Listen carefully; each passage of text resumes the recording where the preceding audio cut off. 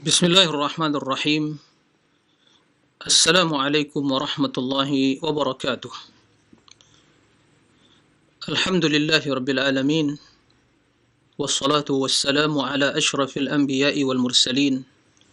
Nabiyyina Muhammadin wa ala alihi wa sahbihi ajma'in. Wa man tabi'ahum bi ihsanin ila yaumiddin. Allahumma 'allimna ma yanfa'una wanfa'na bima 'allamtana wa zidna ilma. Allahumma nas'aluka ilman nafi'an wa rizqan tayyiban wa amalan mutaqabbala. Allahumma a'inna ala dhikrika wa syukrika wa husni ibadatik. Amma ba'du. Ikhwatal iman, kaum muslimin dan muslimat, para pemirsa dan juga para pendengar di mana saja antum berada.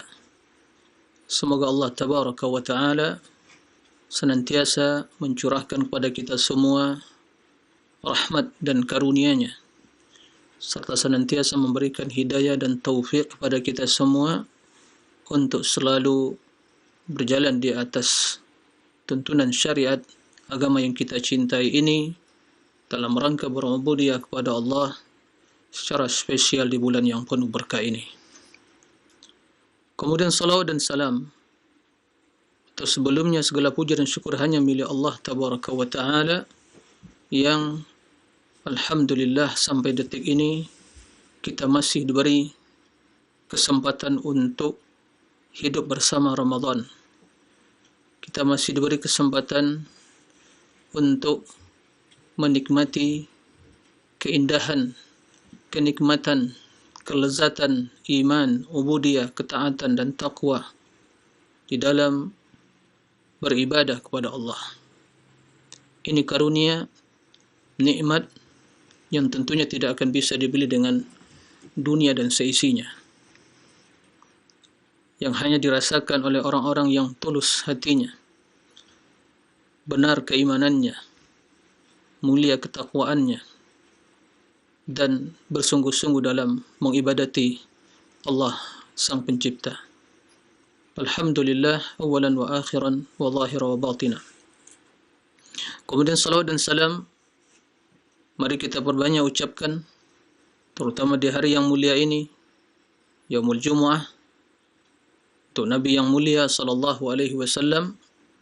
Semoga salawat dan salam senantiasa dicurahkan oleh Allah kepada Nabi kita yang mulia, Nabi Muhammad sallallahu alaihi wasallam, dan semoga kita dimuliakan untuk selalu berjalan di atas tuntunan hidup beliau, untuk berpegang teguh di atas atau berpegang teguh dengan sunnahnya dan selalu meneladani beliau dalam setiap kondisi dan keadaan. Allahumma amin.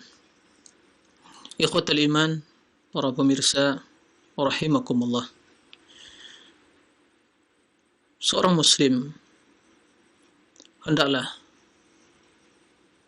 bangga dan mulia dengan Islamnya,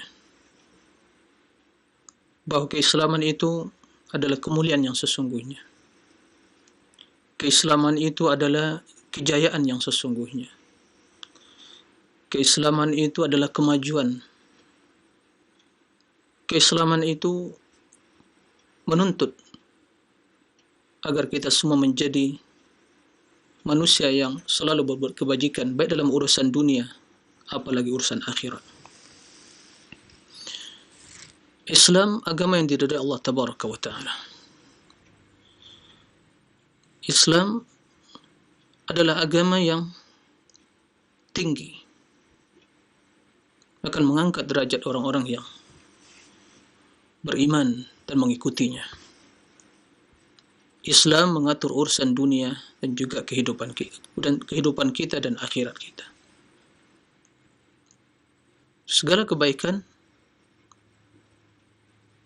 Islam tentu menyeru untuk melakukannya dan mengajak untuk terus menebarkannya. Dan segala kejahatan tentu Islam mengharamkannya dan menutup seluruh celah-celah yang akan menimbulkan hal itu. Islam datang litahqiqil masalih wa takfiriha wa dar'il mafasid wa taqliliha. Islam datang untuk mewujudkan seluruh kebaikan dan memperbanyaknya, untuk mencegah dari seluruh kejahatan dan minimalisir kejahatan itu. Islam mengajak umatnya untuk selalu menjadi umat yang terdepan, umat yang maju di dalam pemikirannya, dalam pemahamannya, di dalam ibadahnya, ketaatannya, akhlaknya, dan dalam mengatur urusan dunia ini. Islam terus mengajak umatnya untuk melakukan eksperimen-eksperimen, penelitian, untuk terus mengembangkan kemampuan dunia mereka, menata dunia ini, dan untuk terus melakukan penelitian untuk mendapatkan terobosan-terobosan yang bermanfaat bagi umat manusia dalam berbagai disiplin ilmu, sains, teknologi, dalam dunia medis, bagaimana menata hidup ini dengan baik untuk kemaslahatan dan kemakmuran untuk peradaban dunia. Itu telah terbukti. Sejarah telah membuktikan tatkala kaum muslimin berpegang teguh dengan agamanya, bagaimana Allah berikan keberkahan, kebaikan, kemuliaan, mereka memimpin dunia berabad-abad. Bagaimana Cordoba, Andalus, ya. Bagaimana Islam menata. Muncul para ilmuwan dalam berbagai disiplin ilmu. Dan mereka dalam urusan agama, urusan keilmuan agama, ya, enggak diragukan. Maka terbukti. Maka oleh karena itu kita bangga dengan Islam. Kita bangga dengan Islam. Islam ya'lu wa la yu'la alaihi. Islam agama yang tinggi, dan tidak akan ada yang lebih tinggi dari Islam dalam segala hal. Tapi permasalahan problem umat ini bukan di Islamnya, tapi mereka yang tidak menerapkan dan tidak berpegang teguh dengan nilai-nilai keislaman, dan mereka yang tidak memahami hakikat keislamannya, sehingga hanya dibagikan sebagai simbol belaka. Islam tidak diterjemahkan dalam kehidupan yang real, dalam berpikir, dalam beramal, dalam kesungguhan beribadah, kesungguhan untuk bekerja, kesungguhan untuk terus melakukan hal-hal yang baik, ya, kesungguhan untuk menjadi manusia yang terdepan dalam berinteraksi, dalam kejujuran, dalam akhlak. Maka Islam segala-galanya. Maka apa yang kita ragukan tentang, ya, kemuliaan Islam ini, sehingga muncul pernyataan bahwa Islam ini tidak bisa berkembang, bahwa Islam, kemunduran itu apabila mayoritas penduduknya Muslim itu tidak bisa maju. Tidak ada yang salah dengan Islam. Kita harus bangga dengan Islam kita. Oleh karena itu, ya, kekeliruan dalam mentarbiyah, mendidik umat Islam, itulah sebenarnya yang menjadi, ya, bumerang, faktor utama, menjadi faktor utama yang menyebabkan kemunduran itu. Tatkala mereka tidak berpegang teguh dengan Islam, ya, bukan tatkala mereka berpegang teguh dengan teks-teks Al-Quran dan hadis. Karena Islam bukan agama yang kaku. Islam agama yang fleksibel, tapi tentunya sesuai dengan batasan-batasan syariat. Islam yang memberikan kebebasan dalam berekspresi, ya, berinovasi dalam urusan dunia. Islam yang mendorong untuk terus melakukan, ya, penelitian, kemajuan, mempersiapkan berbagai kekuatan. Inilah Islam. Itu hanya sekelumit tentang kemuliaan Islam. Maka Islam adalah agama yang harus kita junjung tinggi. Allah mengetahui bahwa akan muncul manusia di akhir zaman ini akan sampai kepada tingkat keilmuan dalam sains dan teknologi. Apa yang perkembangan atau kemajuan dunia ini. Tapi Allah mengetahui bahwa Islam itu yang terdepan. Maka Allah turunkan syariat, Allah sempurnakan. Tapi tatkala umat Islam hanya mengedepankan hawa nafsu dan tradisinya, warisan para leluhurnya, itulah sebenarnya rahasia kemunduran Islam itu. Karena demikian itu tidak mampu untuk mendorong umatnya menjadi umat yang terdepan. Karena pemikiran yang jumud, pemikiran yang sempit, karena doktrin dan taklid fanatik itu menjadikan otak atau akal itu menjadi jumud, tidak bisa berkembang. Maka Islam, kita melihat bagaimana kejeniusan Islam, kemuliaan Islam. Para ulama telah melahirkan para ulama-ulama yang jenius. Maka tidak perlu diragukan tentang keberadaan Islam, tapi yang perlu kita pertanyakan bagaimana komitmen dan loyalitas kaum muslim itu kepada Islam, itu yang menjadi penyebab sesungguhnya. Semoga kita semua memahami kondisi yang seperti itu. Itulah penyakit yang sesungguhnya. Itulah permasalahan yang mendasar. Kesadaran umat di dalam menerapkan syariatnya. Nah, tapi tatkala umat ini sadar dan kesungguhan yang menyertai hidup mereka dalam segala lini kehidupan, lihat Islam berabad-abad memimpin dunia dan peradaban Islam sampai sekarang tidak bisa dilupakan. Dan itu semua diketahui setiap yang membaca sejarah. Bagaimana peradaban Islam dipindahkan orang Eropa untuk mengambil teori-teori dalam dunia berbagai disiplin ilmu. Kemudian mereka kembangkan dan dunia medis, dalam dunia dan yang lainnya. Maka Islam tidak bertentangan dengan ilmu pengetahuan, selama ilmu pengetahuan tersebut bermanfaat bagi manusia. Tapi tatkala suatu teori yang akan menimbulkan kerusakan di permukaan bumi ini, maka Islam melarang dari hal itu. Dan teknologi yang dibuat oleh manusia, itu semua untuk kemaslahatan bagaimana mereka bisa menata hidup ini.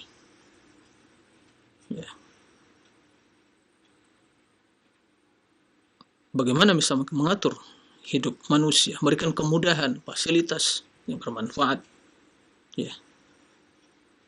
Ini semua harus dipahami. Islam tidak bertentangan dengan sains dan teknologi. Islam tidak bertentangan dengan kemajuan dan bahkan mendorong umatnya untuk maju.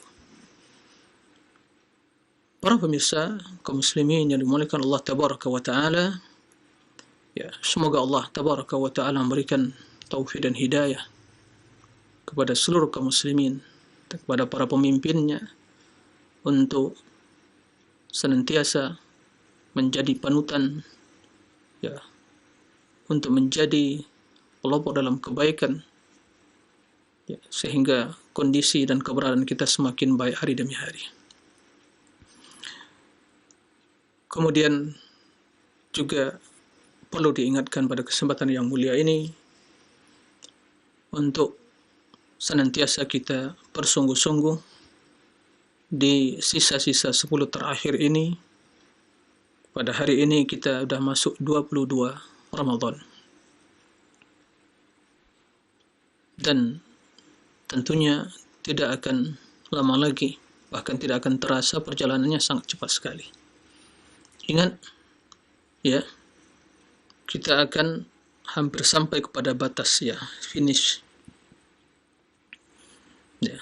kalau diibaratkan dalam sebuah event pertandingan atau ya perlombaan, ya, atau seperti pacu kuda misalnya. Kuda itu apabila ya mendekati batas ya garis finishnya, itu semakin ya menambah kekuatan untuk bisa sampai pada batas finishnya. Itu hewan yang digunakan untuk ya pacu kuda atau yang sejenisnya. Kata para ulama, kita jangan sampai lebih hina dari hewan. Ya. Semakin berakhir Ramadan semakin loyo. Ya. Padahal dari awal kita dah start ya, pemanasan. Terus berjalan. Semakin jauh perjalanan, mesinnya semakin panas, tentunya perjalanan semakin kencang. Semakin mampu menghadapi tantangan dan rintangan karena telah terbiasa dalam menghadapi ya, medan yang seperti itu. Maka semakin kita tingkatkan, tidak mengenal lelah, letih, capek, atau futur, terus kita tingkatkan. Karena kita akan merayakan kemenangan itu.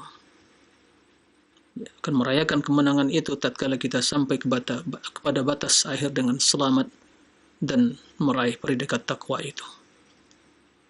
Hanya kepada Allah kita memohon, semoga kita senantiasa mendapatkan pertolongan dan kemudahan dalam mengisi hari-hari dan malamnya di bulan yang penuh berkah ini, di 10 terakhir ini. Allahumma amin. Para pemirsa dan juga para pendengar rahimakumullah, kembali kita melanjutkan pembahasan tentang syarah akidah at-tahawiyah. Pembahasan yang terakhir ya,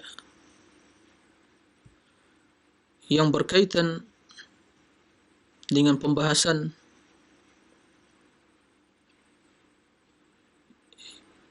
ya doa dan juga manfaat doa, dan Allah Subhanahu wa taala mengabulkan doa seorang hamba, dan doa itu merupakan wasilah yang paling utama untuk meraih kebaikan. Setelah itu, Al-Imam Abu Ja'far At-Tahawi menyebutkan sebagian dari prinsip akidah Ahlussunnati wal Jamaah. Qala rahimahullah, wallahu yaghdabu la ka ahadin minal wara. Allah Subhanahu wa taala itu ya yaghdab, yaitu marah. Wa yarda, dan ridha. Tapi bukan seperti marah dan ridhonya seorang dari makhluk. Ya, al-wara yaitu manusia. Ya, hal ini adalah penjelasan tentang di antara sifat-sifat yang dimiliki oleh Allah yang diyakini oleh Ahlussunnati wal Jamaah. Sifat yang berkaitan dengan sifat al-ikhtiyariyah, sifat al-fi'liyah, yang berkaitan dengan perbuatan Allah, yang berkaitan dengan pilihan Allah yang tentunya tidak terlepas dari masyiatuhu, kehendak Allah.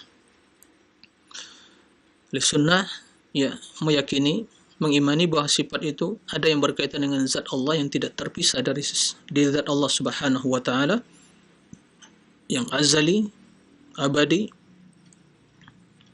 Kemudian ada sifat yang berkaitan dengan perbuatan, dan perbuatan tersebut berkaitan dengan masyiatuhu, kehendaknya. Jadi Allah melakukan sesuai dengan kehendaknya.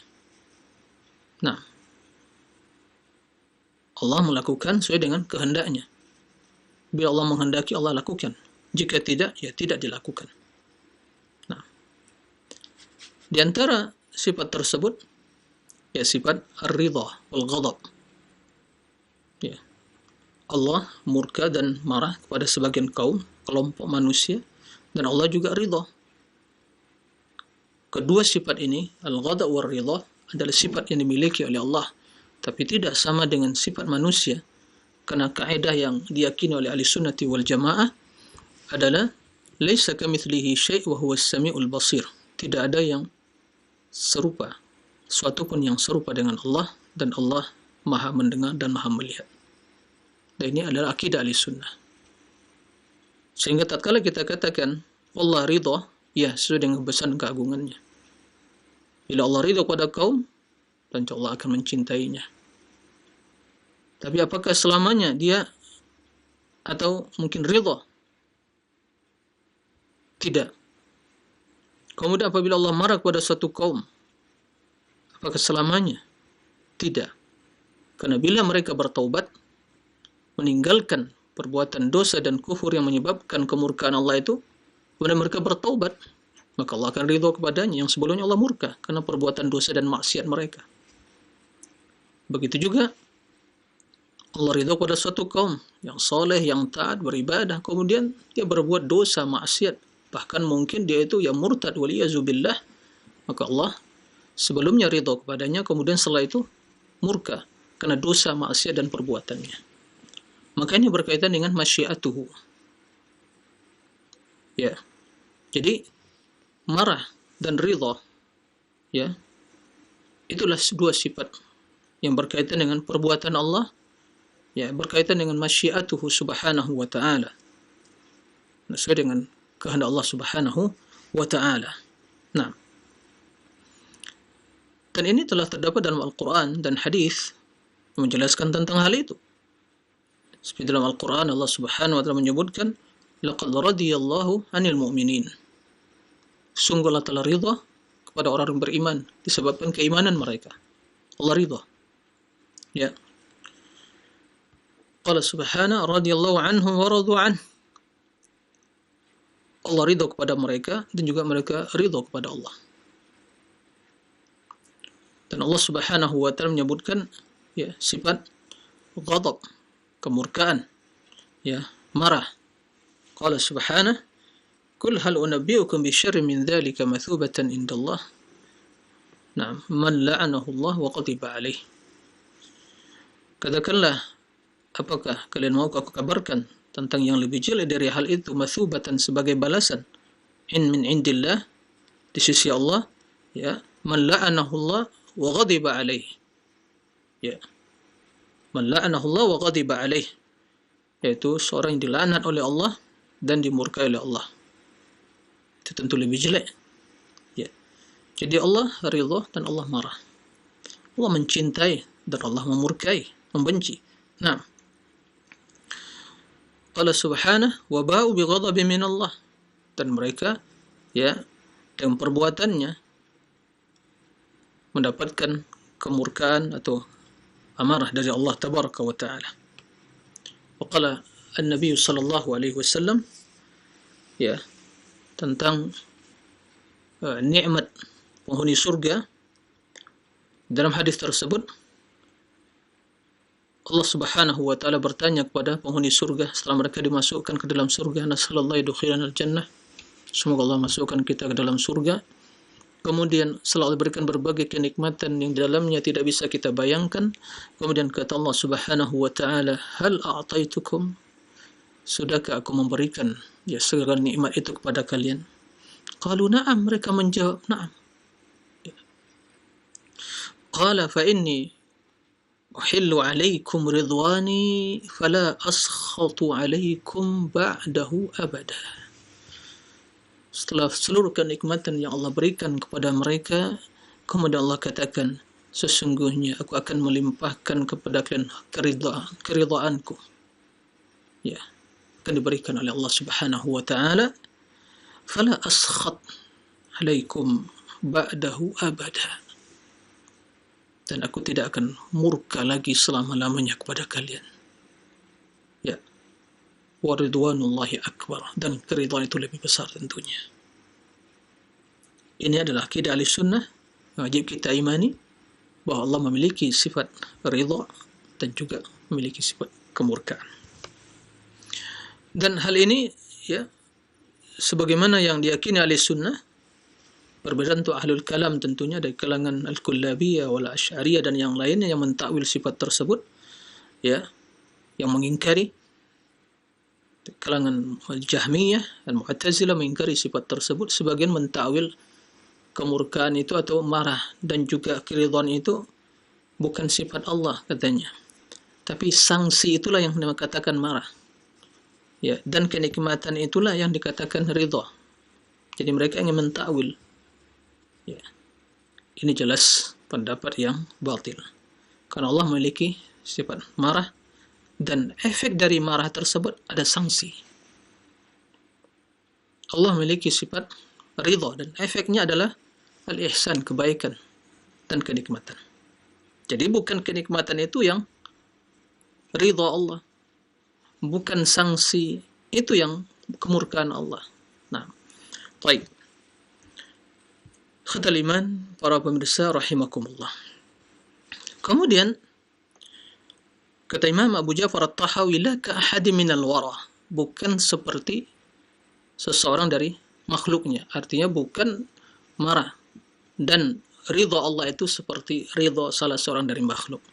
Ya, kita mengetahui manusia memiliki sifat marah dan juga ridha, senang, ya, mencintai. Tapi manusia sesuai dengan keterbatasan mereka, sesuai dengan kelemahan dia sebagai makhluk, ya, begitu juga sifat mereka. Begitu juga sifat mereka.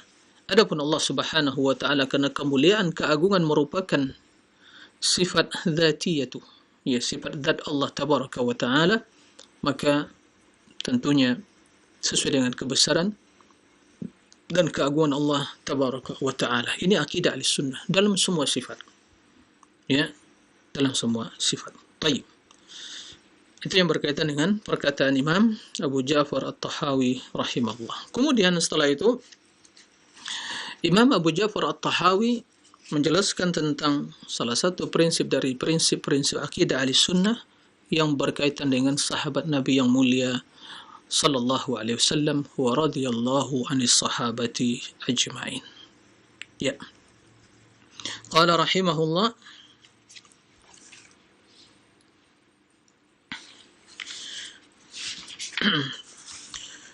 qala Imam Ja'far At-Tahawi rahimahullah, wa nuhibbu ashab Rasulillah sallallahu alaihi wasallam wa la nufritu fi hubbi ahadin minhum wa la natabarra'u min ahadin minhum wa nubghidu man yubghiduhum wa bighairi al-khairi yadhkuruhum wa la nadhkuruhum illa bi khairin wa hubbuhum dinun wa imanun wa ihsanun wa bughdhuhum kufrun wa nifaqun wa tughyan. Yang artinya, dan kami, yaitu ahli sunnah, mencintai, ya, para sahabat Rasulullah sallallahu alaihi wasallam dan tidak berlebihan, ya, di dalam mencintai seseorang di antara mereka. Wala nufrid fi hubbi ahadin minhum. Dan juga kami tidak, ya, berlepas diri dari salah seorang mereka dan membenci orang-orang yang membenci para sahabat dan yang menyebut mereka, ya, dengan selain kebaikan. Dan kita, yaitu ahli sunnah, tidaklah menyebut para sahabat kecuali dengan kebaikan. Wala nadhkurum illa bi khairin wa hubbuhum dinun wa imanun wa ihsan. Mencintai para sahabat adalah bagian dari agama Islam, iman, keimanan, dan ihsan. Dan membenci mereka, wa bughdhuhum, adalah kufrun wa nifaqun wa tughyan, suatu kekufuran, kemunafikan, dan kezaliman. Ini ungkapan Imam Abu Ja'far At-Tahawi rahimahullah yang banyak mendapat, ya, pujian dari para ulama tentang redaksinya juga, kemudian singkat dan padat, ya, yang menjelaskan bagaimana sesungguhnya sikap, ya, ahli sunnah terhadap para sahabat Nabi SAW, terhadap manusia yang paling mulia setelah para nabi. Karena perlu kita ketahui, manusia yang paling mulia, ya, yang diciptakan oleh Allah adalah para nabi. Para nabi. Dan yang paling mulia dari para nabi tersebut, rasul tersebut, adalah rasul kita Muhammad sallallahu alaihi wasallam. Dan yang paling mulia dari pengikut para nabi tersebut, dari umat nabi tersebut, yang setia mengikutinya. Dan manusia yang paling setia mengikuti nabinya adalah para sahabat Nabi yang mulia sallallahu alaihi wasallam.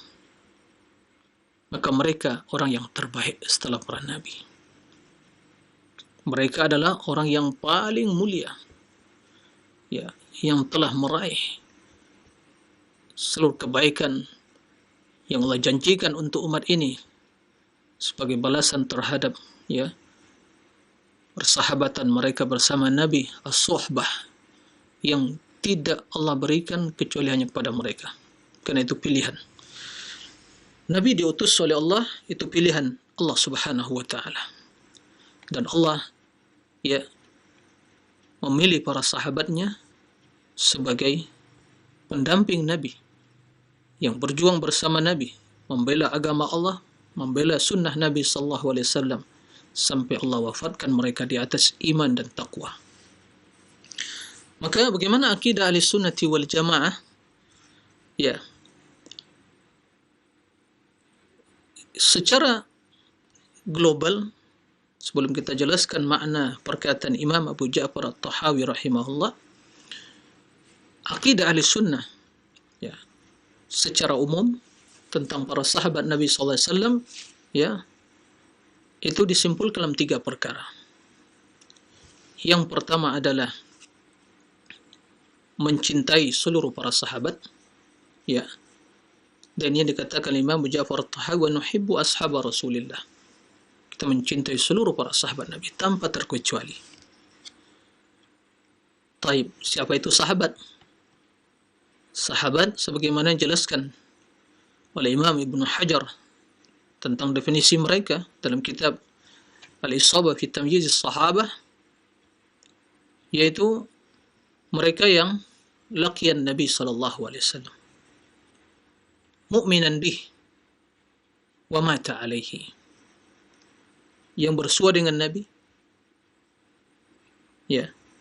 Ini tentunya lebih, ya, ungkapan bersua lebih, ya, jeli daripada ungkapan melihat. Karena mungkin ada yang buta tapi tidak bisa melihat, tapi mereka bersua dengan Nabi. Jadi bersua dengan Nabi, hidup di zaman Nabi, kemudian, ya, beriman kepada Nabi sallallahu alaihi wasallam. Beriman, kemudian, ya, dia meninggal dalam keadaan iman. Lihat Nabi sallallahu alaihi wasallam, walau, ya, mereka melihat Nabi sallallahu alaihi wasallam itu hanya sekejap, ya, tapi dia beriman. Kalau dia meninggal dalam keadaan iman, maka sahabat Nabi.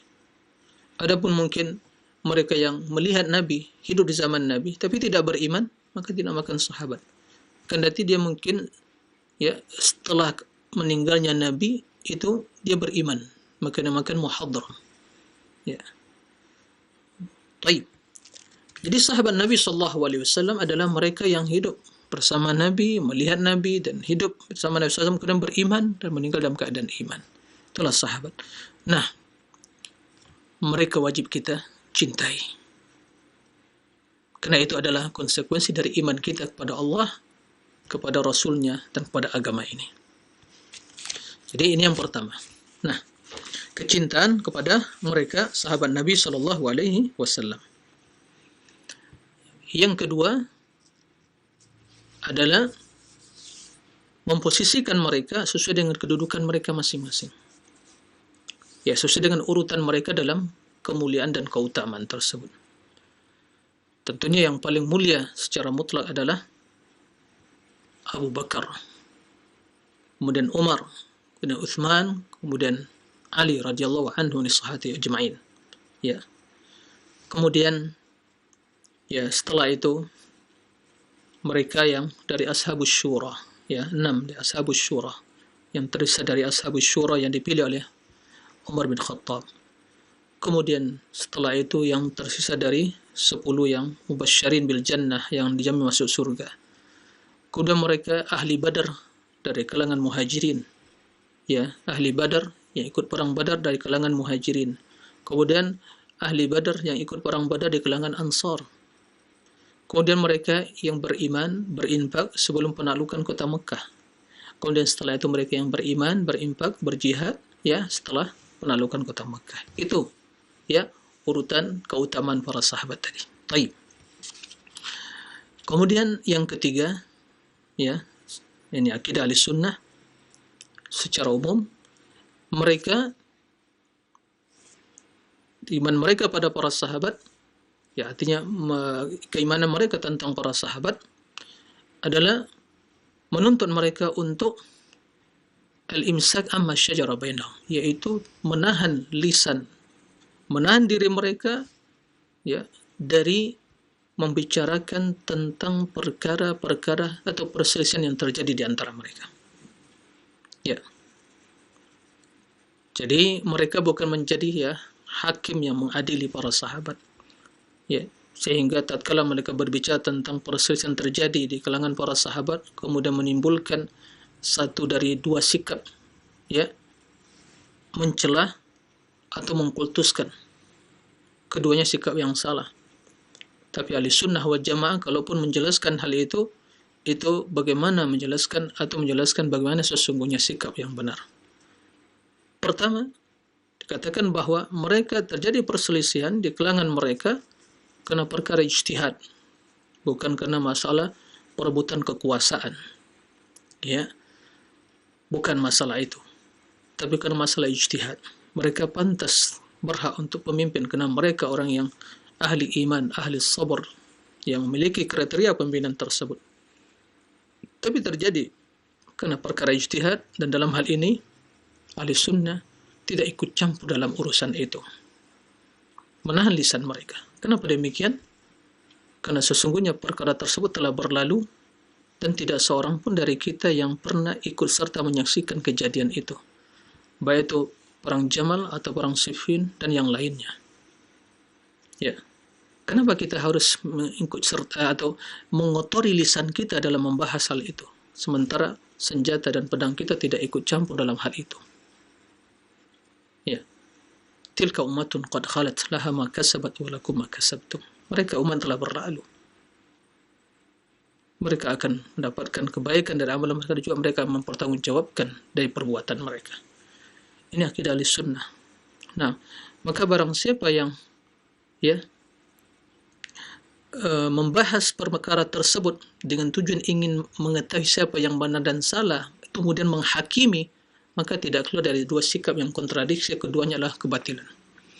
Yang pertama, boleh jadi akan mencela, sehingga kita mendapat bagaimana kelompok mencela Muawiyah, gitu. Kemudian kelompok yang kedua bagaimana mengkultuskan Ali. Keduanya salah. Yang benar kita katakan bahwa kita semua berloyalitas kepada mereka, dan mereka adalah para sahabat Nabi SAW yang mulia. Mereka, hal demikian itu terjadi karena ijtihad mereka, tapi tentunya dalam hal ini yang lebih dekat kepada kebenaran sebagaimana Ahlussunnah mengatakan adalah Ali bin Abi Thalib. Ya. Tapi kita semua mengatakan itu adalah hasil ijtihad, dan berijtihad yang benar dapat dua dan yang salah dapat satu. Selesai sebatas itu. Ya. Karena perlu diketahui, satu detik, bukan 1 menit, 1 detik dia hidup bersama Rasulullah, beriman dan meninggal di atas tersebut. Dia hanya melihat Nabi, hidup bersamanya, ya, melihat Nabi, sedetik setelah itu dia meninggal. Itu lebih baik dari amalan kita, lebih baik dari amalan manusia yang hidup, ya, setelah mereka. Ini sepakat Ahlussunnah wal Jamaah. Kembali pada pembahasan yang pertama, mencintai mereka. Kenapa kita mencintai para sahabat Nabi SAW? Karena keimanan kita kepada Allah dan Rasulnya, dan keimanan kita kepada agama ini menuntut kita untuk mencintai mereka. Maka barang siapa yang mencintai Allah, Rasul pasti mencintai sahabat Nabi SAW. Karena Allah mencintai mereka, dan Allah mengetahui akan muncul dari mereka sebagian kekeliruan dan kesalahan. Tapi kenapa Allah cintai mereka? Kenapa Allah ridho kepada mereka? Ini sebagai bukti bahwa mereka adalah orang-orang yang mulia, yang dicintai oleh Allah. Dan barang siapa yang mencintai Allah dan Rasulnya, maka wajib baginya mencintai apa yang dicintai, atau seorang dicintai Allah dan Rasulnya. Dan Allah dan Rasul telah mencintai para sahabat Nabi SAW, dan itu juga merupakan konsekuensi dari keimanan kita. Qala Allah Ta'ala, wal mu'minuna wal mu'minat ba'duhum awliya'u ba'd. Orang-orang beriman itu dari kalangan lelaki dan wanita, mereka itu wali bagi sebagian yang lain. Makna al-walaya, al-wilayah dalam Islam, ya, yuwali ba'duhum ba'dha, menjadikan sebagian wali, ya, sebagian mereka menjadikan sebagian lain sebagai wali, maksudnya adalah al-mahabbah wan nusrah, mencintai dan memberikan pertolongan, memperjuangkan. Itu makna al-muwalat dalam Islam, mencintai. Maka orang beriman, mereka, ya, saling mencintai satu, ya, dengan yang lainnya. Kenapa demikian? Karena mereka adalah orang beriman, ya. Dan tidak diragukan adalah orang-orang yang beriman yang pertama sekali masuk ke dalam sifat al-iman, orang yang paling utama dan yang pertama. Saya ulangi, orang yang paling utama dan yang pertama masuk ke dalam sifat iman adalah mereka yang hidup bersama Nabi. Siapa mereka? Sahabat Nabi. Siapa mereka sahabat? Muhajirin wal Ansar. Nah, maka kita mengimani hal itu dan mencintai mereka. Dalam hadis lain Nabi SAW menjelaskan, man a'ta lillah wa mana'a lillah wa ahabba lillah wa abghadha lillah wa ankaha lillah faqad istakmala al-iman. Barang siapa yang memberi karena Allah dan tidak memberi karena Allah, dan barang siapa yang mencintai karena Allah dan membenci karena Allah, dan menikahkan karena Allah, maka sungguh dia telah, ya, menyempurnakan imannya. Ini pertanda keimanan, kesempurnaan iman. Hubbu lillah. Maka barang siapa mencintai sahabat lillah, ya, tanpa terkecuali karena keimanan mereka, maka mereka adalah orang-orang yang beriman dan mereka yang sempurna keimanannya.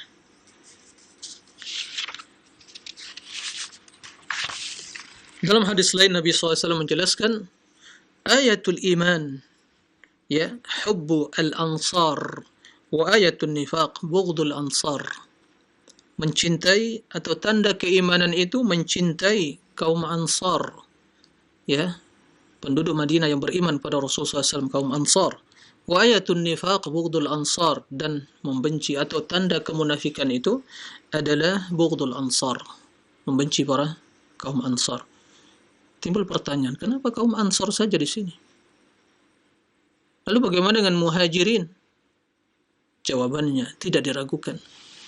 Jika kaum Ansar, ya, membenci kaum Ansar merupakan tanda kemunafikan dan mencintai mereka tanda keimanan, dan mereka adalah generasi atau yang beriman setelah kaum Muhajirin, ya, tentunya membenci kaum Muhajirin, ya, lebih dahsyat lagi, dan tentunya mencintai kaum Muhajirin lebih mulia lagi, ya, karena tidak diragukan, ya, perjuangan kaum Muhajirin bersama Nabi, ya, di waktu awal perjuangan Islam. Setelah itu baru beriman kaum Ansar. Maka mereka tidak ragukan lagi, tapi Rasul ingin menjelaskan, ya, keistimewaan kaum Ansar yang mereka, ya, beriman, memperjuangkan Nabi SAW, yang menerima kedatangan Nabi bersama kaum Muhajirin. Nah, ini maksudnya. Kemudian dalam hadis lain Nabi SAW juga menjelaskan, hadis Bara', qala al-ansar la yuhibbuhum illa mu'min. Kaum Ansar tidaklah ada yang mencintai mereka kecuali orang yang beriman, ya. Wala yubghidhum illa munafiq. Tidaklah ada yang membenci mereka kecuali munafik. Faman ahabbahum ahabbahu Allah. Barang siapa yang mencintai mereka, maka Allah pasti mencintainya. Wa man abghadahum abghadahu Allah. Maka barang siapa yang membenci mereka, Allah akan membencinya. Maka tidak diragukan, ya, kaum Rawafid munafiqun yang membenci sahabat, yang menjadikan agama mereka adalah kebencian pada sahabat sebagai agama mereka, ya, mereka orang dimurkai oleh Allah. Maka la khaira fihim, tidak ada kebaikan yang bisa diharapkan untuk Islam dari mereka, ya. Islam apa yang mereka perjuangkan? Pernahkah mereka berjuang untuk Islam? Tidak pernah. Bahkan berjuang untuk menghancurkan Islam. Sejarah kelam mereka, sejarah hitam mereka, sejarah berdarah mereka itu telah membuktikan mereka orang yang menghalalkan darah orang-orang yang mencintai sahabat Nabi. Nah, dalam hadis lain Nabi SAW mengatakan, la yubghidul ansar rajulun yu'minu billahi wal yawmil akhir. Tidak akan mungkin ya membenci kaum Ansar seorang yang beriman kepada Allah dan Rasul dan yaumil akhir. Dan hadis-hadis yang lain yang menjelaskan tentang hal itu. Taib. Ikhwatal iman, para rahimakumullah. Kemudian konsekuensi dari kecintaan kepada para sahabat Nabi ini apa? Ya. Konsekuensinya apa? Cinta kepada para sahabat Nabi. Cinta kepada para sahabat Nabi secara keseluruhan tanpa membedakan mereka ahlul bait atau ahlul bait. Semua dicintai. Ya. Perbedaan keyakinan Syiah membedakan ini ahlul bait. Cintai, dan itu pun mereka memahami ahlul bait itu hanya di keluarga Fatimah dan Ali. Kemudian secara spesial dari Husain. Ya. Hasan pun hanya diikut sertakan pelengkap saja. Nah, taib. Kemudian mereka membangun di atas keyakinan itu ya pemikiran ideologi yang sesat dan menyesatkan, bahkan kekufuran. Katakan mereka maksum lah, tidak bersalah, dan mereka yang berhak memimpin dan berhak menjadi khalifah dan seterusnya. Ini panjang pembahasannya, tapi intinya ada suatu kekufuran, kebatilan semata. Taib. Para sahabat Nabi, baik di kalangan Muhajirin wal Ansar dan dari Ahlul Bait, semua wajib kita cintai. Kecintaan tersebut lillah. Naam. Taib. Konsekuensinya apa? Kalau kita mencintai para sahabat Nabi SAW, konsekuensinya adalah mendoakan kebaikan bagi mereka, memohon kerahmatan ya bagi mereka. Karena begitu sifat orang beriman. Setelah Allah menyebutkan kaum Muhajirin, kemudian setelah itu kaum Ansar, ladzina tabawwa'ud dara wal iman, yang mereka telah berdomisili di kota Madinah, ya. Kemudian dengan penuh yang telah beriman, dan sebelumnya kaum Muhajirin yang hijrah dari Makkah ke Madinah mencari ridha Allah, ya. Kemudian setelah itu disebutkan sifat orang-orang yang datang sepeninggal mereka.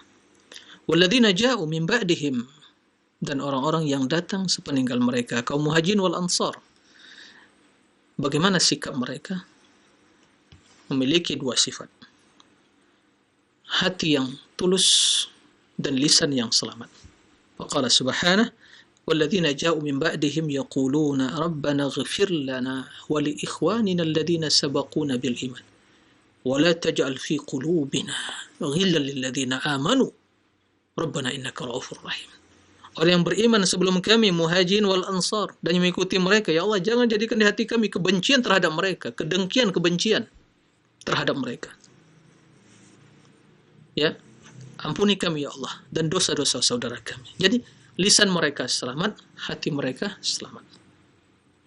Nah, lisannya berbicara dengan baik, mendoakan kebaikan, dan hati mereka penuh dengan kecintaan, selamat dari kemunafikan dan kebencian. Itulah orang-orang beriman. Kemudian juga menebarkan keutamaan dan kemuliaan mereka, fadailuhum. Karena para sahabat Nabi SAW ya orang-orang yang mulia, orang-orang yang memiliki keutamaan. Tadi dijelaskan mereka adalah orang pilihan Allah untuk menemani Rasulullah. Mereka adalah orang-orang pilihan Allah untuk menemani Rasulullah. Sebagaimana Rasulullah SAW adalah pilihan Allah ya untuk menjadi penghulu dari seluruh para Rasul. Nah, maka manusia yang paling mulia yang Allah ciptakan di permukaan bumi ini setelah para Rasul,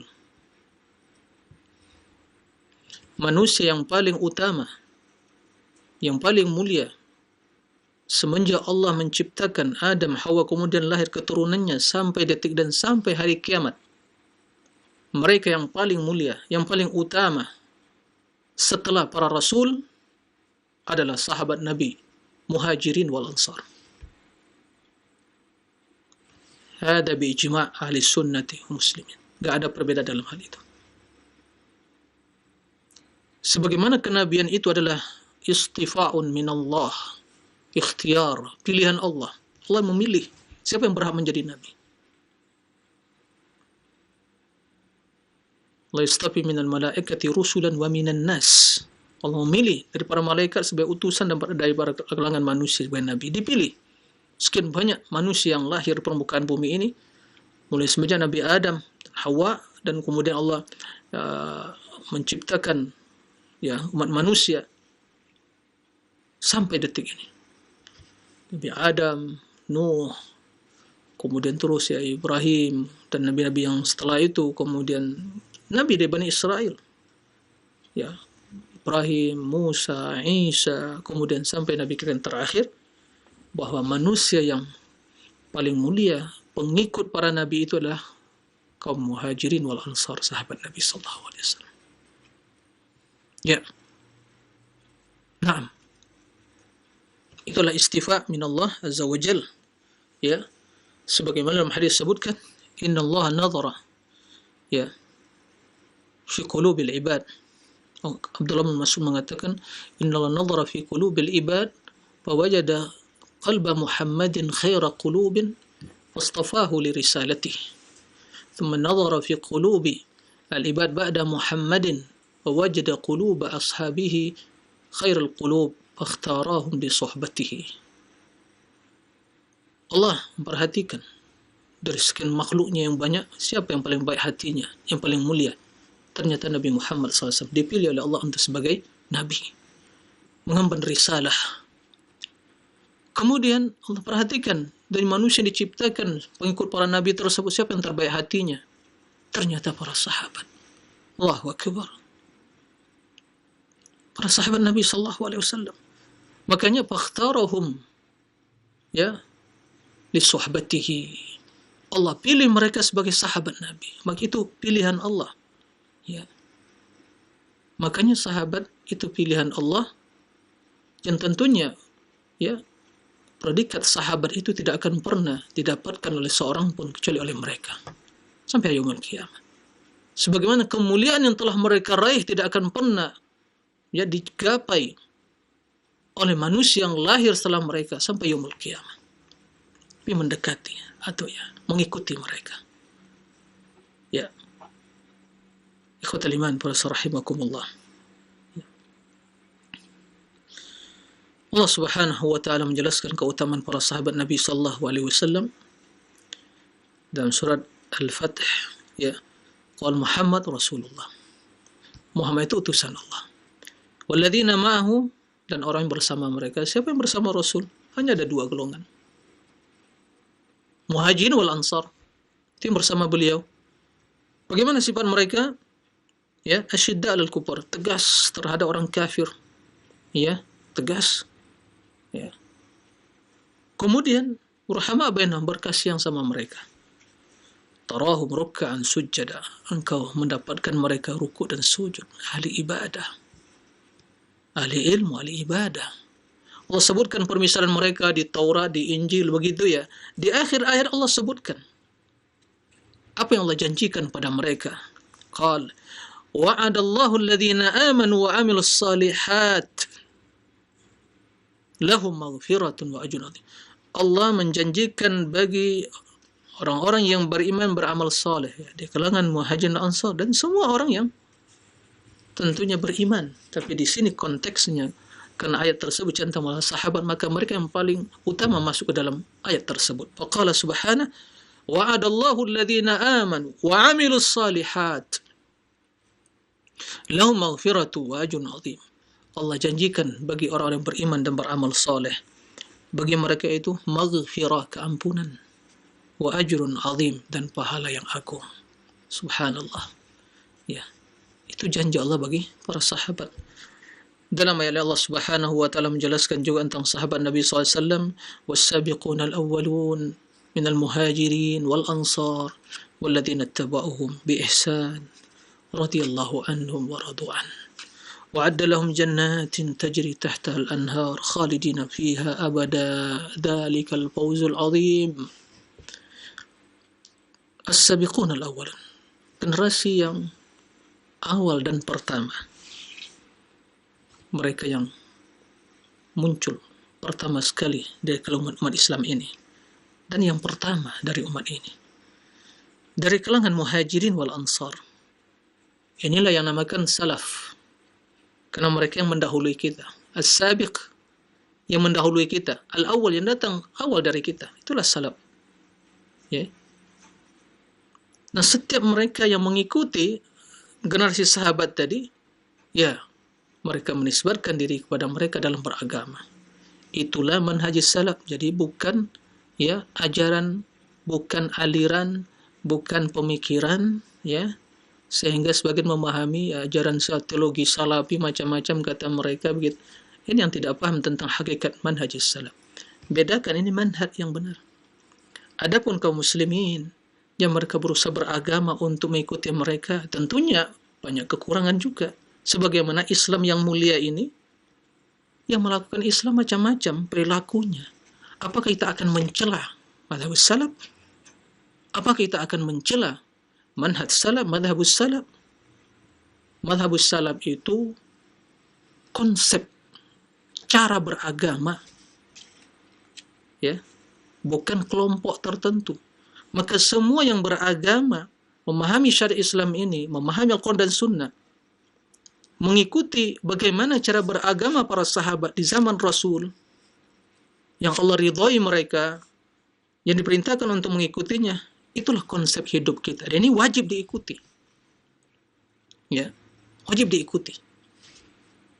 Adapun ketimpangan yang terjadi, kesalahpahaman, atau mungkin perilaku yang mengatakan mengikuti salaf, berarti celaan terhadap pelakunya, bukan manhajnya. Manhaj salaf wajib diikuti. Dan itu diikuti para sahabat. Diikuti oleh kaum muhajirin. Itu yang diikuti kaum ansar. Dan itu yang diikuti oleh tabi'in. Dan semua a'immah, ahli sunnah wal jamaah. Ya. Ahli sunnati wal jamaah, firqatun najiyah.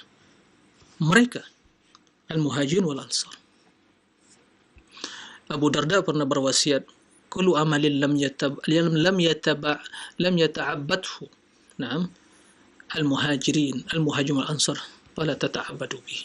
Semua amalan yang tidak pernah dilakukan, ya, ibadah yang tidak pernah dilakukan muhajirin wal ansar, jangan kalian lakukan. Jangan. Ini dua kemungkinan. Boleh jadi kalian lebih baik dari mereka. Keliru. Atau dulu amalan tersebut belum muncul, lalu sekarang ada penemuan baru, setelah penelitian ada penemuan baru, begitu ya, ajaran baru. Jelas kebatilannya. Maka ikuti mereka, muhajirin wal ansar. Baik. Kemudian kata Allah Subhanahu wa taala, walladzina tabauhum bi ihsan, dan mengikuti mereka dengan baik. Inilah dalil menjelaskan wajibnya mengikuti manhaj sahabat, salafus saleh, sahabat.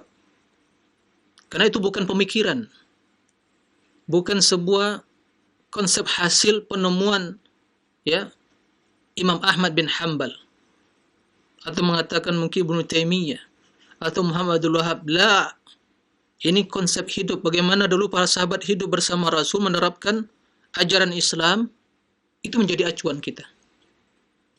Ya, bukan penerapan yang telah terkontaminasi, diwarnai dengan tradisi dan budaya setempat, sehingga di kotak-kotak pemahaman tadi, ini Islam inilah, ini Islam itulah, ini Islam dan seterusnya. Tidak. La, ya, bukan itu. Walladzina tabauhum bi ihsan, mengikuti mereka dengan baik. Apa janji Allah Subhanahu wa taala? Radhiyallahu anhu wa radwan. Allah ridha kepada mereka. Dan mereka pun ridha kepada Allah. Apa balasannya? Wa'adda lahum jannat. Allah janjikan bagi mereka surga yang mengalir di bawahnya sungai-sungai, kekal di dalamnya. Dan itulah keberuntungan yang besar. Jadi harus dipahami dengan baik. Nah, jadi kita mengikuti orang yang dijamin oleh masuk surga. Adapun zaman sekarang ini, nenek moyang kita, siapa yang menjamin masuk surga? Oke lah, mungkin orang-orang yang soleh, yang menebarkan dakwah Nusantara ini, apakah dijamin masuk surga bagi mereka? Mana yang lebih utama, ikuti mereka atau mereka sekarang ini? Ikuti sahabat maksudnya, atau mereka yang sekarang ini? Atau mungkin yang 100 tahun yang silam menebarkan Islam di Nusantara ini? Mana yang lebih utama? Tidak ada perbandingan. Tidak ada perbandingan sama sekali. Baik. Kemudian Ya, dalam ayat Allah Subhanahu menjelaskan laqad radiyallahu 'anil mu'minina idh yubayyi'unaka tahta asy-syajarah. Ya, Allah telah ridho kepada para sahabat yang membaiat Nabi di bawah di bawah sebatang pohon. Nah, syajarah ridwan. Itu Allah ridho kepada mereka. Mereka semua ahli jannah. Nah, wa qala Nabi sallallahu alaihi wasallam khairun nas qarni thumma alladhina yalunhum thumma alladhina yalunhum. Sebaik-baik manusia itulah manusia yang hidup di kurunku, para sahabat, kemudian yang mengikuti mereka, kemudian mengikuti mereka. Ya. Jadi banyak keutamaan para sahabat. Wa qala an-nabi sallallahu alaihi wasallam la tasubbu ashabi. Wa walladhi nafsi biyadihi law anfaqa ahadun mithla uhudin dhahaban ma balagha mudda ahadim wala nasifa. Jangan kalian mencela sahabatku. Demi Allah, seandainya seorang kalian menginfakkan hartanya dalam bentuk emas sebesar bukit Uhud, ya, besar, bukit Uhud yang ada di Madinah, belum akan sampai menyamai mudda ahadihim wala nasifa. Mud, ya, satu mud. Nah, satu mud. Ukuran 2 telapak tangan, satu mud. Wala nasifa, atau separuh keutamaan atau amal ibadah dan infak yang mereka lakukan. Nggak ada perbandingan sama sekali. Ya, udah kita tahu diri. Ya, ikuti mereka. Karena orang yang mulia itu orang yang mengikuti yang mulia.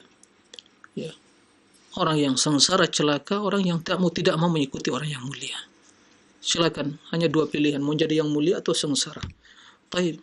Para rahimakumullah, belum selesai pembahasan tentang masalah sahabat ini. Insyaallah kita akan lanjutkan pekan depan kalau kita masih berumur, ya.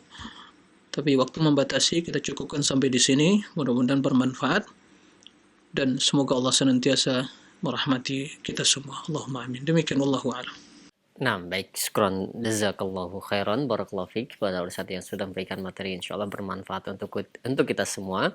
Bagaimana kita berakidah, terutama mengenai sahabat, kewajiban kita untuk mencintai dan mengikuti mereka, juga keharaman bagi seseorang yang membenci dan mencaci maki para sahabat. Baik, untuk selanjutnya kami buka sesi interaktif, sesi soal jawab bagi Anda para pemirsa ataupun pendengar yang ingin bertanya. Dan untuk yang pertama Ustadz, kami ajukan terlebih dahulu pertanyaan di layanan pesan singkat. Assalamualaikum warahmatullahi wabarakatuh. Ya Ustadz, seringkali saya mendengar yang tidak sengaja dari mereka yang membenci para sahabat, pintu gerbangnya itu berada di Muawiyah bin Abi Sufyan. Karena katanya dia memusuhi atau memerangi Ali bin Abi Thalib. Nah, sebenarnya apa yang terjadi sehingga Muawiyah bin Abi Sufyan selalu dijadikan pintu gerbang untuk membenci para sahabat, Ustadz? Mohon penjelasannya. Terima kasih kepada yang bertanya. Nah, jadi kalau kita umpamakan para sahabat itu ya benteng yang kokoh. Ya, benteng yang kokoh, yang kuat, yang sulit untuk ditembus oleh musuh. Kemudian ada gerbang. Bila ini dirusak, maka musuh akan masuk. Itulah perumpamaan yang disebutkan oleh para salafus saleh tentang posisi sahabat yang mulia Muawiyah, ya, radhiyallahu an. Salah seorang dari penulis wahyu. Kemuliaan dan keutamaannya banyak sekali. Ini yang harus diperhatikan. Maka beliau sahabat Nabi yang wajib kita cintai dan juga kita doakan kebaikan baginya dan menebarkan kebaikannya. Ya. Tapi tatkala ya muncul kelompok yang fanatik pada salah seorang sahabat atas namakan pengikut Ahlul Bait, ya, kemudian mendapatkan celah untuk melegitimasi ya fanatisme tadi dan juga mendapat celah untuk mengkritisi yang lain, maka mereka melihat yang paling pas itu ya Muawiyah. Kenapa? Karena kata mereka dia telah memerangi ya Ali.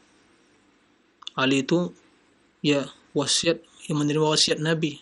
Ini versi tentang Syiah tentunya, dan orang-orang yang kaum Mu'tazilah dan munafikin yang sesuai dengan dalam hal ini. Ya. Maka tatkala mereka berani mencela itu, maka mereka masuk untuk mencela yang lain-lainnya. Ya. Maka tidak diragukan bahwa sesungguhnya yang terjadi kalau versi ahli sunnah tentunya berbeda dengan kaum Syiah dan ahlul bidah. Karena banyak sekali riwayat dia dipalsukan tentang ya terjadinya aksi atau mungkin terjadinya fitnah tersebut. Ya. Ahli sunnah memahaminya. Pertama, sebagaimana dijelaskan tadi, ini pembahasan khilaf perbedaan yang terjadi di kalangan para sahabat itu semata-mata perkara ijtihadiyah. Masalah ijtihad. Bagaimana masalah ijtihadiyah? Tatkala kaum Khawarij datang ke Madinah dan membunuh Utsman bin Affan radhiyallahu anhu, ya khalifah al-thalith, dan beliau ya syahid, dan itu di waktu ya bulan haram. Nah, terjadi perpecahan kalangan muslimin. Ya. Terbunuh khalifah. Kemudian setelah itu Ali bin Abi Thalib radhiyallahu anhu ya menjabat sebagai khalifah dalam kondisi fitnah yang terjadi. Dan para pembunuh tersebut telah menyelusup ke pasukan Ali. Nah, dan Utsman bin Affan radhiyallahu anhu termulam keadaan zalim, dizalimi. Syahid beliau radhiyallahu anhu, sahabat ajma'in. Ya. Maka siapa yang berhak untuk menuntut dikisas para pembunuh tersebut? Maka Muawiyah. Wa man qutila mazluman faqad ja'alna liwaliyhi sultanan fala yusrif fil qatl. Barang siapa yang terbunuh secara zalim, maka kami telah memberikan ya bagi walinya untuk menuntut ya hal itu, untuk dieksekusi orang-orang yang membunuhnya. Nah, dan begitu terbunuh Utsman bin Affan radhiyallahu anhu, para sahabat membayar Ali bin Abi Thalib karena beliau orang yang paling mulia. Setelah itu, karena urutan kemuliaan tadi Abu Bakar, Umar, Utsman, wa Ali. Ini sepakat ahli sunnah wal jamaah. Ya. Maka beliau yang berhak. Karena yang paling mulia. Juga yang jamin masuk surga. Nah, kemudian juga yang termasuk dalam 6 orang dipilih oleh Umar untuk menjadi ahli syura, anggota musyawarah untuk memilih Utsman radhiyallahu anhu. Akan tetapi apa yang terjadi? Muawiyah telah menjadi gubernur di Syam dah bertahun-tahun sehingga dah menyatu dengan penduduk Syam. Nah, dan boleh menuntut ya agar orang yang membunuh Utsman tadi dikisas. Dan para pembunuh tadi telah menyelusup masuk ke dalam pasukan Ali. Dan untuk membuntuti satu persatu itu bukanlah yang ringan. Kenapa? Terlebih lagi kondisi fitnah. Kaum muslimin terjadi pertikaian, perpecahan, fitnah yang terjadi. Maka kata Muawiyah, kami tidak berbaiat kecuali engkau ya Ali mengkisas mereka para pembunuh tersebut. Itu mungkin makna dari apa yang diinginkan oleh Muawiyah. Jadi bukan dia mengakui bahwa Ali tidak berhak menjadi khalifah. Bukan dia ingin merampas kekuasaan, tidak. Tapi kami akan berbaiat bila ini dikisas mereka terlebih dahulu. Ali mengatakan, baiat dulu, masuk ke dalam baiat dulu, baru setelah itu nanti kita kisas. Permasalahannya ya sungguh sangat ya sulit untuk diatasi karena mereka telah menyatu. Nah, itulah yang terjadi. Sehingga terus seperti kondisi tidak ada penyelesaian yang jelas, masing-masing berijtihad. Kata Ali, ya, masuk ke baiat dulu, kemudian setelah kita buntuti satu persatu mereka. Dalam kondisi sekarang ini satu persatu mereka banyak yang datang ke Madinah untuk membunuh Utsman itu. Ya. Dalam kondisi fitnah, maka tentu sulit untuk membuntuti mereka, mengeksekusi mereka. Terjadilah apa yang dikenal dengan fitnah Siffin,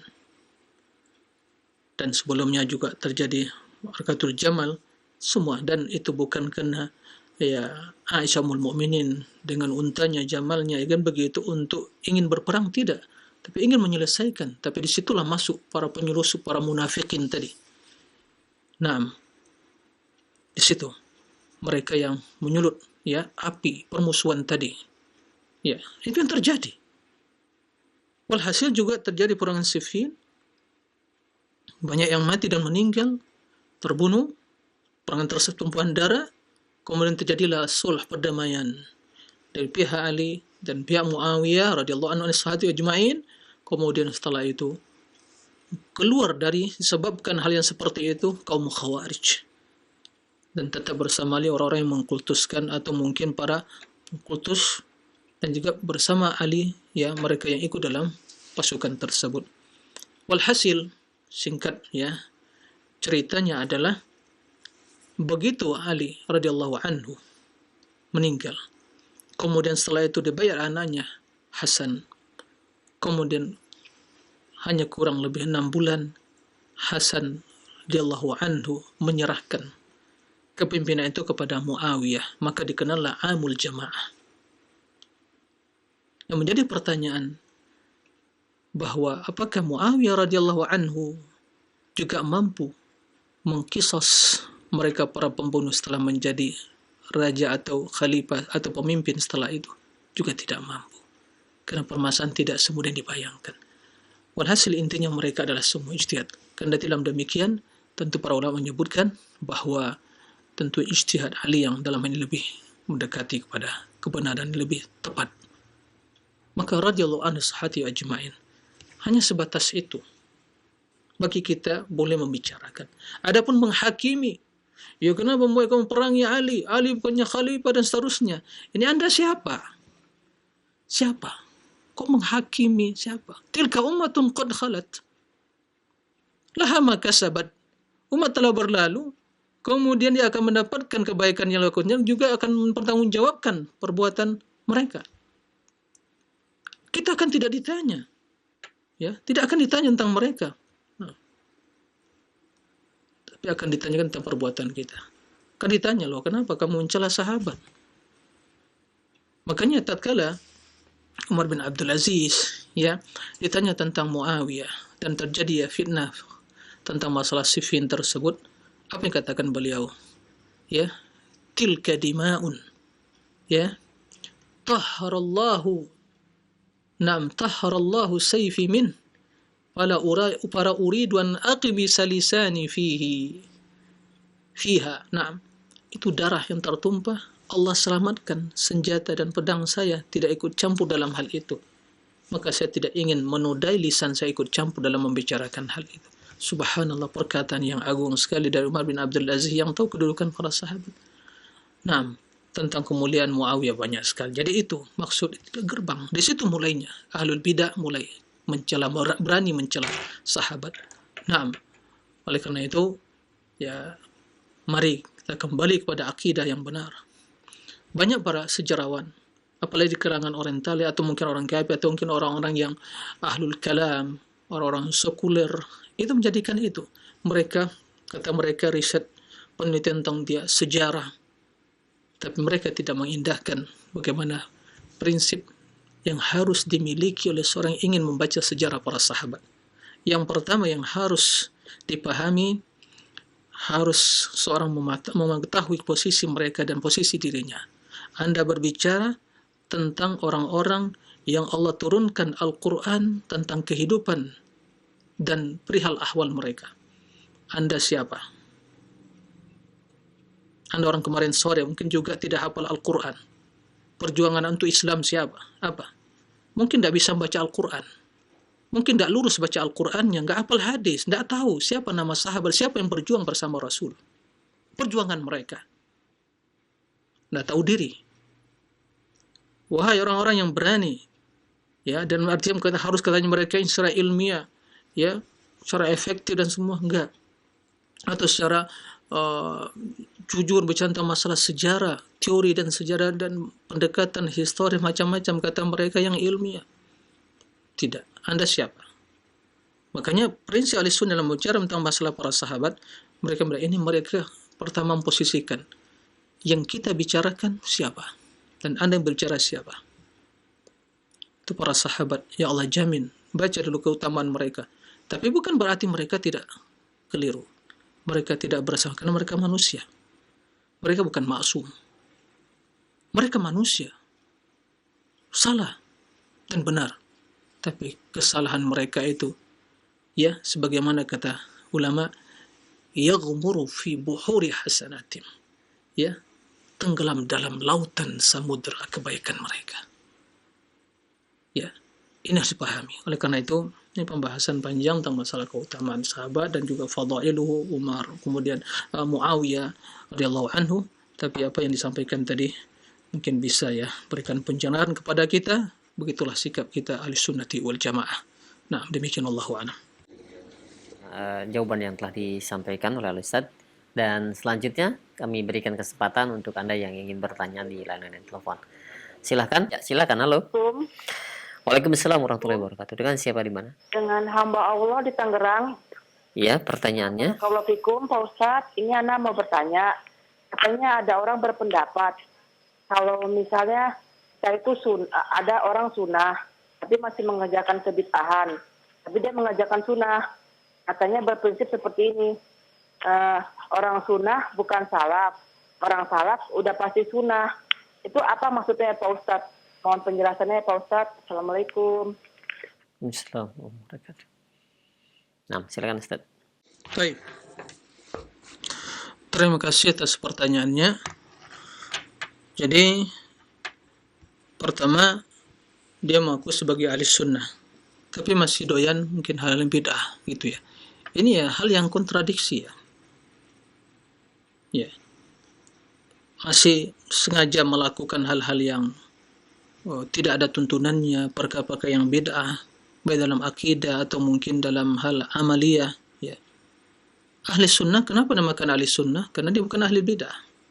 Ahli sunnah itu yang berpegang teguh dengan Al-Quran, berpegang teguh dengan sunnah, ya, meninggalkan perkara yang beragam, perkara bid'ah. Dalam segala lini kehidupan, dalam artian dalam agama. Lini kehidupan kita beragama. Dalam urusan dunia silakan buat bid'ah. Kalau ingin buat bid'ah dalam urusan dunia, silakan. Ya, dalam urusan agama, stop. Ya. La. Karena ini agama Allah, bukan tradisi kita. Ini agama Rasulullah, bukan warisan nenek moyang kita. Sehingga berhak Anda dan siapapun ingin berkreasi, berinovasi. La, stop. Cukup. Ya, apa yang dicukupkan oleh Rasul dan para sahabat cukup. 6. Faqad kufitum, kata Ibn Mas'ud. Ittabi'u wa la tabtadi'u. Faqad kufitum. Ikuti saja, kata Abdullah bin Mas'ud. Tidak usah buat-buat bid'ah, ngada-ngada yang lain. Tidak perlu. Cukup bagi kalian. Kufitum, cukup. Taib. Kemudian, kalau seandainya dia mungkin ahli sunnah, tapi karena minim agama, mungkin sekali mungkin terjerumus dalam perbuatan yang tidak ada sunnahnya. Ini bisa ditolerir. Karena juga ya, ahli sunnah bukan berarti dia maksum. Dan juga sesuai dengan tingkatan keilmuan dan pemahaman dia. Ya. Tapi begitu diingatkan, akhi, ini ternyata nggak ada sunnahnya. Ini dia ada. Dia langsung, oh iya, jazakallahu khairan. Ya saya tinggalkan. Nah, ini sikap yang harus kita ya berikan ya cap jempol. Nah, ini yang ahli sunnah. Dalam bukan arti sunnah berarti dia tidak pernah terjerumus dalam perbuatan yang keliru. Tapi begitu dia ingatkan kekeliruan tadi, perbuatan bid'ah atau maksiat, dia kembali karena kebenaran yang dia junjung tinggi. Dia harus dibedakan. Karena prinsip dia apa? Prinsipnya berlandaskan Al-Quran, berlandaskan sunnah, mengikuti sahabat Nabi, kaum salafus soleh. Itu prinsip dia beragama. Lalu dalam perjalanan hidup mungkin dia keliru, atau mungkin kurang pas amalannya, tapi diingatkan, dia cepat kembali. Bukan ngeyel, bukan nggak paham, tapi ngeyel juga. La yadri annahu la yadri, nggak paham bahwa dia itu tidak paham. Ini muskilah, musibah, ya, musibah yang seperti ini. Atau dia nggak paham, berpura-pura paham, ya, ini masalah. Itu maka istislam, tunduk, patuh, berserah diri kepada kebenaran, itulah ahli sunnati wal jamaah. Taib. Kemudian pernyataan tadi, ya, bahwa yang sunnah belum tentu salaf, kemudian salaf berarti sunnah. Ini agak aneh ini, ya, aneh. Menunjukkan bahwa pernyataan muncul di orang tidak paham hakikat masalah, tidak paham apa hakikat sunnah dan apa hakikat salafut tadi. Ya, sunnah yang kita maksud adalah tuntunan hidup Rasul di dalam menerapkan syariat Islam ini. Ya, dan semua umat Islam wajib mengikuti hal itu. Bagaimana beragama sesuai dengan tuntunan Nabi, sunnah beliau, ya, yang kembali kepada Al-Quran, kembali kepada sunnah. Karena itu wasiat Nabi sallallahu alaihi wasallam. Ya, bukan pernyataan Muhammad Nur Ihsan. Itu wasiat Nabi. Alaikum bisunnati. Ikuti sunnahku. Wa sunnah khulafa rasyidin. Ini salafus salih. Sunnah para khulafa rasyidin. Jalan hidup, pedoman hidup, konsep hidup, penerapan terhadap Islam ini. Ya. Karena Rasul mengatakan, taraktukum ala mahajjatil bayda, telah aku tinggalkan di atas mahajjatul bayda, jalan yang lurus. Jangan kalian menyimpang. Dan tidak ada yang menyimpang, melenceng dan keluar dari jalan itu kecuali halik, binasa, celaka, sesat dia. La yazigu anha illa halik. Enggak ada yang menyimpang kecuali dia binasa, celaka. Jelas panduannya. Ya, taraktu fikum amrain, kata Nabi, aku tinggalkan dua perkara. Lan tadillu ma'ini atasamtum bihima, kitabullah wa sunnati. Dua perkara, kata Nabi, aku tinggalkan kepada kalian. Ini warisan Nabi. Dan kalian tidak akan tersesat selama-lamanya, selama berpegang teguh dengan kedua hal itu, Al-Quran dan Sunnah. Itu sunnah yang kita maksud. Nah, sunnah ini yang kita maksud ini, inilah yang diikuti oleh generasi terbaik umat ini. Al-Quran, Sunnah, para sahabat muhajirin, kaum tabi'in, tabi'in dan ulama Islam, ahli sunnah wal jamaah, bukan ulama ahli bid'ah. Ulama ahli sunnah wal jamaah, bukan ulama ahli kalam, bukan orang-orang filsafat ahlul kalam, sekte-sekte menyimpang, bukan. Semua ahli sunnah wal jamaah setiap mengikuti manhaj tersebut, sunnah tersebut. Nah, para salafus soleh itu diikuti mereka. Maka tidak ada pertentangan antara istilah, ya, sunnah dan salaf. Bahkan di antara nama ahli sunnah itu adalah atba'us salaf, pengikut salafus soleh. Dan sunnah itulah madhabus salaf, itu adalah sunnah Rasulullah SAW. Karena Rasul memerintahkan, ma ana alaihi al-yawma wa ashabi, apa yang diikuti sahabatku dan aku ikuti dan para sahabatku. Ya. Jadi itu yang diikuti Rasulullah SAW. Itu yang kita ikuti. Jadi setiap salat itu, ya, pasti sunnah, tiap sunnah tidak mesti salat, itu jelas keliru. Dua istilah yang penamaan yang kontradiksi. Sebenarnya tidak ada pertentangan. Artinya kita mengikuti salafus soleh bukannya sebuah, ya, slogan saja, ya, bukan sebuah hanya, ya, tulisan yang dituliskan, ya, bukannya sebuah, ya, untuk hal berbangga-bangga, gitu, ya, tidak, tapi adalah sebuah, ya, sikap dan konsep hidup yang menyatu dengan diri kita. Bahwa di dalam beragama hanya kita mengikuti Al-Quran dan Sunnah dan apa yang diajarkan para sahabat. Dan bukan berarti kita menolak berbagai kemajuan, ya, teknologi, tidak. Keliru kalau orang memahami seperti itu, ya.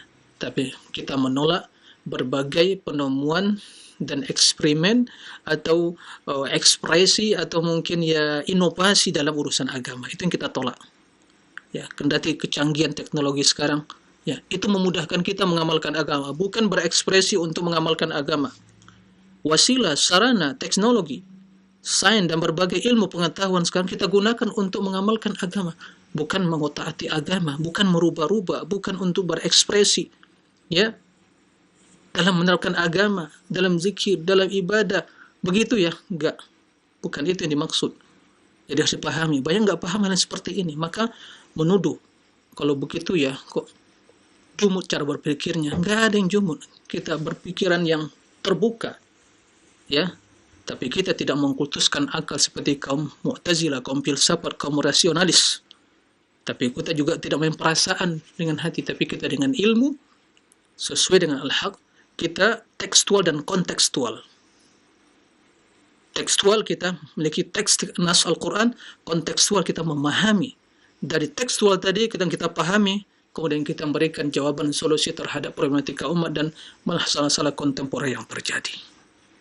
Al-manhaj, inilah yang harus kita ikuti. Ini cara berpikir, ya, baik dalam pengamalan keseharian kita dan juga dalam dunia akademisi, mungkin di kampus-kampus, ya, ini yang harus diperhatikan. Nah, demikian para pemirsa rahimakumullah yang bisa disampaikan pada kesempatan kali ini. Karena waktu yang membatasi kita, mungkin inilah pertanyaan yang terakhir jawaban, mudah-mudahan bisa dipahami bersama. Demikian wallahu alam. Wa sallallahu wa sallam nabiyina Muhammadin wa ala alihi wa sahbihi wasallim walhamdulillahi rabbil alamin. Wassalamualaikum warahmatullahi wabarakatuh.